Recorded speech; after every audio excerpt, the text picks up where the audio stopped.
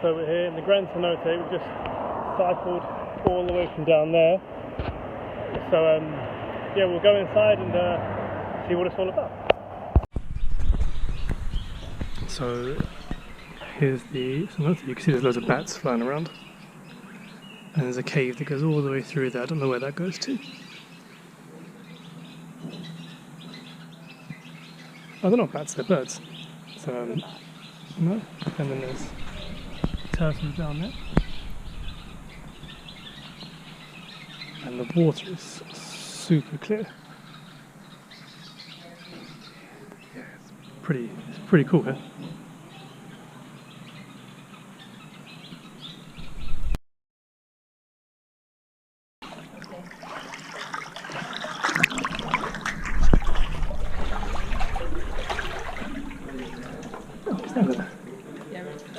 So I'm under the bridge in the cenote. Let's test out the GoPro to see if it is waterproof. Yeah, there's plenty of rocks, but it's really cool.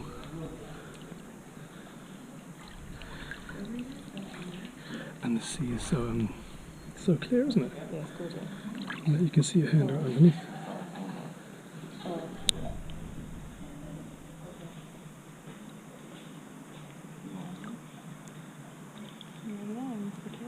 Yeah.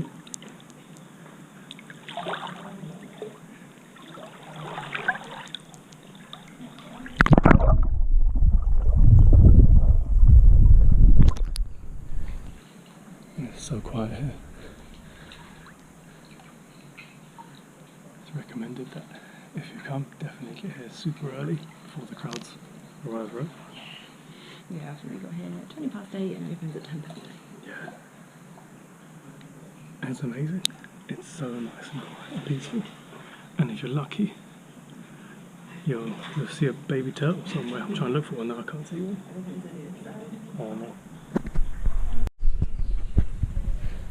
So here is the other side of the cenote, which is down there. It's a lot smaller here, but pretty cool. I mean, there's a few turtles around. And yeah, it's really nice. Wakes you up at 8 o'clock in the morning, right? Yeah, it sure does. Oh no. Bye. Sean's leaving me. He's found a better cave.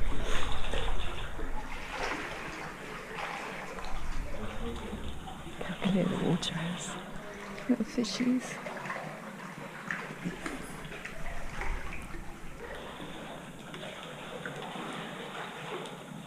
I don't know if you can see in front of me, but there are thousands of little bugs.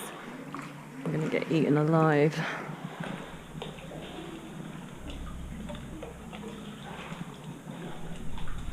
So this part is the second part of Gran Cenote. So if you walk past the main steps to the large opening, there's some further steps further to the left, and this is the little cove here. Definitely, I'd come to this bit for sure. Quite deep. Yeah, it's deep, but also there's plenty of parts that you can step as well. For those less confident swimmers like myself. It's a really cool view from there inwards. Is it? Yeah. And that's the awesome view you can see on this side. Let's go back.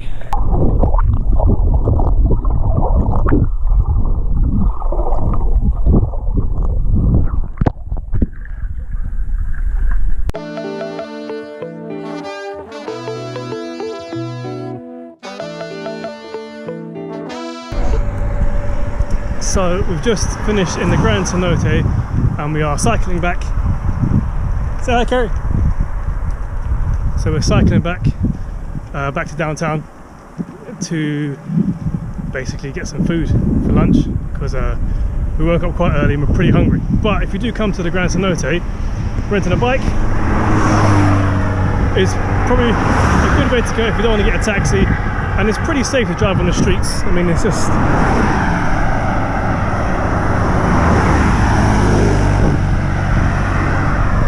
it's that all the way down, which is quite fun to be fair, and there's plenty of road space on the side of the road if you're too nervous to go inside of the traffic here. We're here in another cenote, Calavera I think it's called, and it's really quiet. It's about 9:30 in the morning. As you can see, there's no one here, so it's very different to the Gran Cenote. Oh, there are a few people here, but not many. It's definitely recommended if you come here early. It's the best time to avoid the crowds.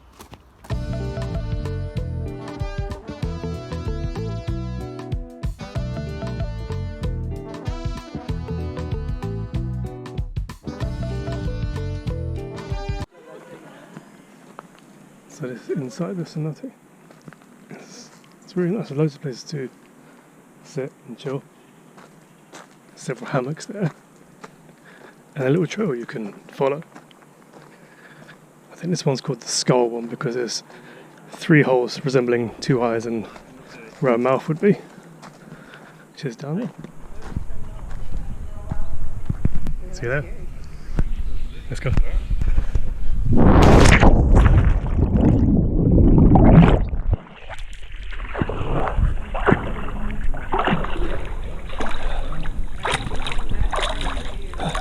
That is one way to start your day.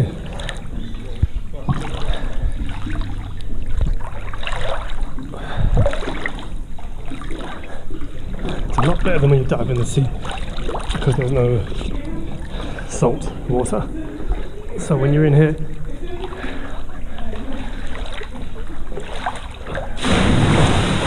you've got one. That's one of the eyes.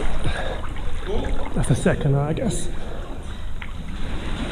And then that's the mouth.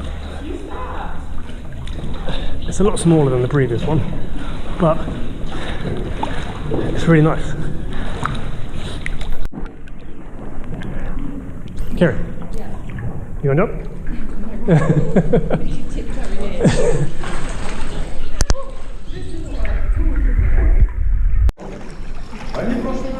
What do you think? What do you think?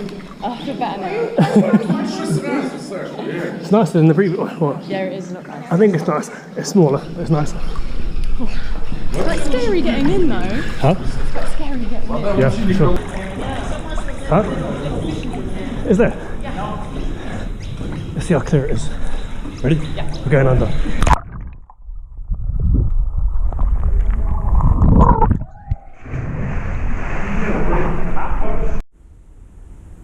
And that's part 2 of our Tulum roundup. So it's overall with part 1 and part 2, what we found in our experience of Tulum, it really is a place of 2 halves really. You've got the downtown which you can eat and enjoy and all that, and then you're at the beach side, which is almost like a different world. Yeah, it's like a different town, completely. And actually, it takes a while to get there as well, which we didn't quite appreciate. One day we started walking to the beach. About an hour and a half in, we were like, we're not getting anywhere. So I think Tulum is great if you've got a bike or you've got a car, so you can get around because things are quite spread out. So it definitely is a town of 2 halves. One thing we'd say in terms of the beach side, we went there for the day, we got our bikes there when we made it, and we didn't really do our research on beach clubs, and the prices vary quite a lot. So definitely do some research, really more on the vibe or the type of place you want to go to, because the prices you might see online don't necessarily reflect what they're going to charge you on the day. So we did have to go to a few places just to see what was in our budget, basically. Sure. But it's definitely worth a day down to the beach for a beach club if you're not staying on that side of town. And bring cash, because some beach clubs only take cash, as we found out. Yeah, that was part of the problem. We only just had a certain amount on us, so we couldn't go in it, like just any beach club. So definitely bring apples of cash into Tulum. Yeah. I think overall we thought Tulum was lovely, but not really what we had expected. I think we'd listened to quite a few people's experiences, and they sort of sold it as this bohemian, sort of free-spirited place. But actually, it felt a little bit commercial, a bit more touristy than we had thought. Like, for example, when we got to one of the cenotes, the second one, we had to wait about 10 minutes before anyone could go in because there was like an Instagram photo shoot going on. So it's just stuff like that happens in Tulum that sort of might, I don't know, alter your experience. So just to be sort of aware of that.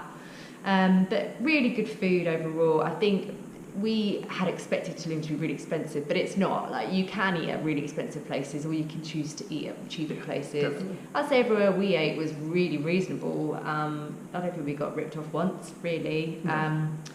But yeah, overall, lots to do and see. We loved the cenotes. It was so much fun, even though I looked like I hated them because it was so cold. But it was brilliant. The ruins were amazing as well. So Tulum is definitely a must visit, even if you just go for the day. Absolutely. You've got loads more cenotes than the ones we went to. You've got the ruins, which is really good, but just go early so you don't get trapped in the heat.